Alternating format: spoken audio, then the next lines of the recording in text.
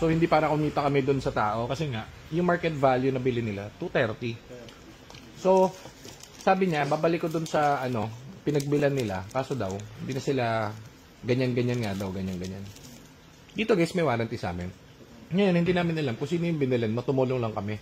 Kung sino man yung binilan mo, kayo mag-usap, hindi kami. Ngayon, ang tawag dito, again, yung sira, yun lang yung ginawa namin. Hindi namin pwedeng i-warranty yung buong kotse nyo. Kaya in-explain namin yun dun sa tao. Hindi lang mapayiskat. Rock na lahat. Sira yung ano niya. Kaya, tinatanong niya kami, sira na kayong siguro dati. Hindi namin alam, ma'am. Kumbaga wala kami history po talaga niya. Pero na lang yung tornilyo mo. Nung TCM?